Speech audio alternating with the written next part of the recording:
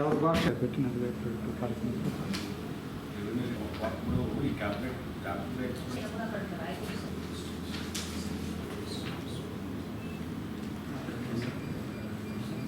నెల్లూరు నగర పాలక సంస్థకు సంబంధించి గత 3 సంవత్సరాలలో పన్ను వసూలుని పరిశీలించినట్లయితే మనకి పన్ను వసూలులో ముఖ్యంగా ప్రధానమైనటువంటిది ఆస్తి పన్ను, ఆ తర్వాత ఖాళీ స్థలం పన్ను, మూడవది కుళాయి పన్ను. 2023-24 ఆర్థిక సంవత్సరంలో మొత్తం కలుపుకొని అంటే property tax, vacant land tax, water tax కలుపుకొని కార్పొరేషన్ వారు 74.6 కోట్లు అంటే 74,60,00,000 రూపాయలు కలెక్ట్ చేయడం జరిగింది. అదేవిధంగా 24-25 ఆర్థిక సంవత్సరంలో property tax, vacant land tax, water charges అన్నీ కలిపి 86 కోట్ల రూపాయలు కలెక్ట్ చేయడం జరిగింది.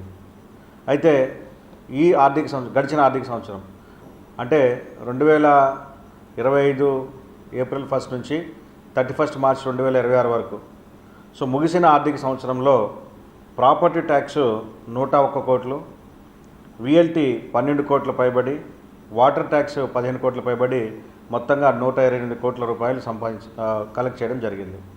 అయితే ఒక ప్రాపర్టీ ట్యాక్స్లోనే, ఆస్తి పన్నులోనే 100 కోట్ల రూపాయలు పైబడి కలెక్ట్ చేయడం అనేది నిజానికి గతంతో పోల్చితే 45% అధికంగా కలెక్ట్ చేసినట్టు. ఇది రాష్ట్రంలో ఉన్నటువంటి అన్ని కార్పొరేషన్స్, రాష్ట్రంలో ఉన్నటువంటి 17 కార్పొరేషన్స్లో ఉన్నటువంటి గ్రోత్ రేట్ని చూసినప్పుడు 3 ఆర్థిక సంవత్సరాల్లో నెల్లూరు నగరపాలక సంస్థ యొక్క పన్నుల వసూలు చూసినప్పుడు 23-24లో 74.6 కోట్లు, 24-25లో 86 కోట్లు, 25-26లో 128 కోట్లు, ఇంకా చూసినట్లయితే దాదాపు 130 కోట్ల రూపాయలు కలెక్ట్ చేయడం జరిగింది. అయితే ఇందులో అధికంగా ఆస్తి పన్ను ప్రాపర్టీ ట్యాక్స్ మాత్రమే 101 కోట్లు కలెక్ట్ చేయడం జరిగింది. దీనికి సహకరించేటువంటి నగర ప్రజలందరికీ కూడా, ప్రతి ఒక్కరికి కూడా అభినందనలు, మరి ప్రతి ఒక్కరు కూడా ధన్యవాదాలు తెలియజేస్తున్నాను. ఈ నగర అభివృద్ధిని ఆకాంక్షించే పౌరులుగా, బాధ్యత కలిగినటువంటి పౌరులుగా మీరందరూ కూడా నగర అభివృద్ధి కోసం పాటుపడేవారుగా, ఈ నగరంలో మొట్టమొదటిసారిగా నగర కార్పొరేషన్ చరిత్రలో ఆస్తి పన్ను 100 కోట్లకు పైబడి రావడం అనేది ఇదే మొదటిసారి. దీనికి సహకరించిన ప్రతి ఒక్కరికి, ప్రతి పన్ను కట్టేటువంటి అందరికీ కూడా ప్రత్యేకంగా ధన్యవాదాలు తెలియజేస్తున్నాను. మీరు ఈ విధంగానే సహకరించి ఈ నగరాభివృద్ధికి ఇంకా తోడ్పడతారని చెప్పి ఆశిస్తున్నాను. ఎందుకంటే గత 2 సంవత్సరాలు చూసుకున్నప్పుడు నగరంలో అటు సిటీ నియోజకవర్గం కానీ, ఇటు రూరల్ నియోజకవర్గం కానీ దాదాపు 200 కోట్ల పనులు జరుగుతూ ఉన్నాయి. అందులో దాదాపు 100 కోట్ల పైన వర్కులు పూర్తి అయ్యాయి. సో ఇటువంటి అభివృద్ధి బహుశా మిగిలిన చోట్ల లేదా గత కాలంలో జరగలేదు. సో ఎప్పుడూ కనివిని విధంగా ఈరోజు గ్రీనరీ, ఇప్పుడు చూస్తే రోడ్ల మీద ఎక్కడ చూసినా సెంటర్ డివైడర్స్ మీద రంగురంగుల పూలు మనకు దర్శనమిస్తున్నాయి. చూసిన వెంటనే తెలియనట్టు ఆనందం వేస్తూ ఉంది. అదేవిధంగా మనకి 27 స్వీపింగ్ మిషన్లు తిరగడంతో రోడ్లు ఎప్పుడు కూడా క్లీన్గా కనిపిస్తూ ఉన్నాయి. అదేవిధంగా కాలనీల్లో కొత్త రోడ్లు, డ్రైన్లు, కల్వర్ట్స్ వస్తూ ఉన్నాయి.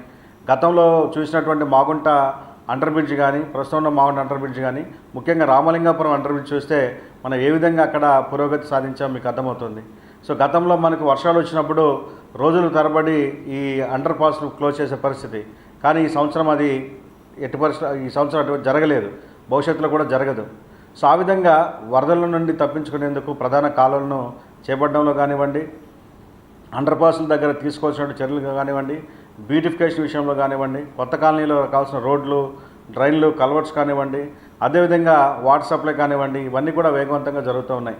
ఇటువంటి తరుణంలో నగర ప్రజలందరూ కూడా జరుగుతున్న అభివృద్ధి గమనించి ఇంకనూ కార్పొరేషన్కి రావాల్సినటువంటి సుమారు 150 కోట్ల రూపాయలు బకాయిలు ఉన్నాయి.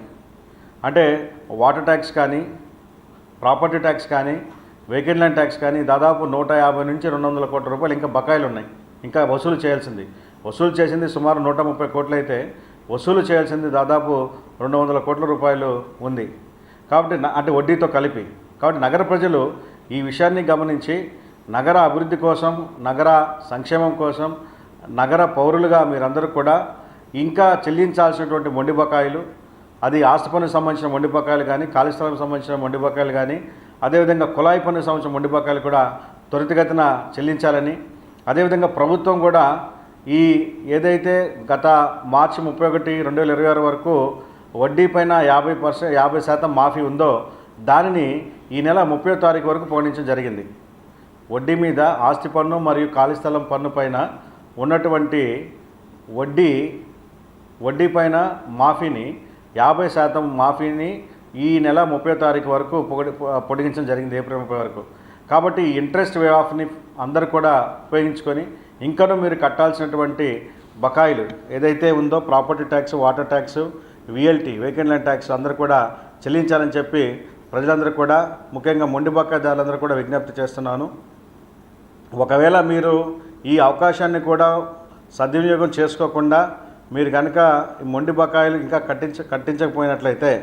చెల్లించకపోయినట్లయితే మీకు ఖచ్చితంగా కోర్టు ద్వారా నోటీసులు పంపించి రెవెన్యూ రికవరీ యాక్ట్ ద్వారా ఆస్తులు జప్తు చేసేటువంటి పరిస్థితి వస్తుందని చెప్పి దయచేసి అటువంటి పరిస్థితుల వరకు వెళ్ళనీయకుండా, గతంలో లాగా కరెంటు డిస్కనెక్షన్లు చేయలేదు, వాటర్ ట్యాప్ డిస్కనెక్షన్ చేయలేదు, అక్కడెక్కడ తప్ప ఎక్కడ కూడా చేయకుండా అందరూ పెద్ద మనసు అర్థం చేసుకొని నోటీసులు ఇచ్చాము, కన్విన్స్ చేశాము.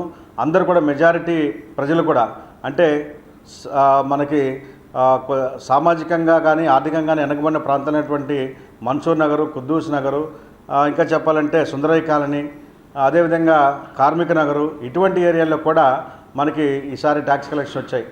గత దశాబ్దాల తరబడి పెండింగ్ ఉన్నటువంటి వాటర్ ట్యాక్స్ కలెక్షన్స్ని మనం తీసుకురాగలిగాం. వాటర్ ట్యాక్స్ చూసుకున్నట్టే గత ఆర్థిక సంవత్సరం 7 కోట్ల రూపాయలు కలెక్ట్ చేసి ఈ సంవత్సరం 15 కోట్లు చేయగలం, అంటే దాదాపు 100% ఎన్హాన్స్మెంట్ చూపించాం. అదేవిధంగా ఖాళీ స్థలం పన్ను గత ఆర్థిక సంవత్సరం 7 కోట్లు వసూలు చేస్తే ఈ సంవత్సరం 12 కోట్లు వసూలు చేశాం. అదేవిధంగా ఆస్తి పన్ను గత ఆర్థిక సంవత్సరం 71 కోట్లయితే ఈసారి 101 కోట్లు చేయగలిగాం. అయితే ఇది ప్రజలందరి సహకారంతో, ముఖ్యంగా సామాన్య మధ్యతరగతి ప్రజలు కూడా ఈసారి వారు కూడా బాధ్యతకు గుర్తెరిగి నగరంలో జరుగుతున్న అభివృద్ధిని చూసి ఆ అభివృద్ధిని వారు ఆదరిస్తూ వారు పన్నులు కట్టడం జరిగింది. వారందరూ కూడా మరొకసారి ధన్యవాదాలు తెలియజేస్తున్నాను. అయితే ఇంకా కట్టాల్సినటువంటి పన్ను బకాయిదారులు ఎవరైతే ఉన్నారో వారు కూడా ఈ పందాలోనే పన్నులు చెల్లించాలని, కార్పొరేషన్ రావాల్సిన సుమారు 200 కోట్ల రూపాయలు ఇంకా బకాయిలు చెల్లించాలని చెప్పి ప్రతి ఒక్కరికి పేరున కోరుతున్నాను. అదేవిధంగా ప్రభుత్వం ప్రకటించినటువంటి ఈ వడ్డీ పైన 50% వే ఆఫ్ని ఇచ్చింది. ఆ మాఫీని కూడా ఏప్రిల్ 30, 2026 వరకు అది అందుబాటులో ఉంటుంది. కాబట్టి దాన్ని కూడా ఉపయోగించుకోవాలని చెప్పి మరొకసారి తెలియజేస్తున్నాను.